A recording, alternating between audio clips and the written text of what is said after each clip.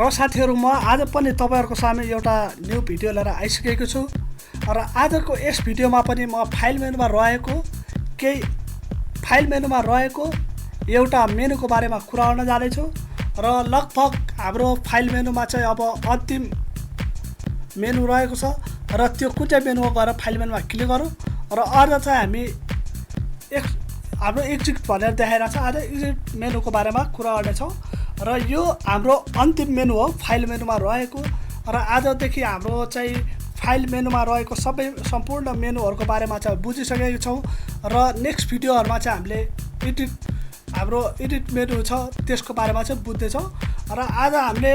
यो जुन एक्जिट हाम्रो मेनु देखाइरहेछ र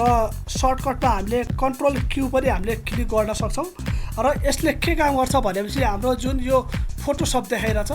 यो फोटोशपलाई चाहिँ हाम्रो जुन यहाँ क्लोज देखाइरहेछ यो क्लोज गर्नु पर्यो भने चाहिँ हामीले सर्टकटमा कन्ट्रोल क्यू पनि क्लिक गर्न सक्छौं र यहाँ आएर हामीले एक्जिट पनि गर्न सक्छौं र यो गर्ने बित्तिकै हाम्रो के हुन्छ कि यो फोटोशप जुन हाम्रो देखाइरहेछ यो चाहिँ हाम्रो क्लोज हुने गर्छ र त्यसको लागि कसरी क्लोज हुन्छ भनेपछि हामी गएर एकचोटी फाइल मेनुमा क्लिक गरौँ र त्यसपछि हाम्रो एक्जिटमा गएर एकचोटी चाहिँ हामी क्लिक गरौँ र हाम्रो यो फोटोशप चाहिँ क्लोज भइसकेको छ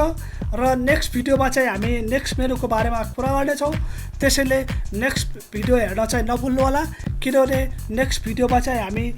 नेक्स्ट न्यू मेनुको बारेमा कुरा गर्नेछौँ र न्यू भिडियो चाहिँ लिएर आउनेछौँ। त्यसैले नेक्स्ट भिडियो चाहिँ हेर्न नभुल्नु होला।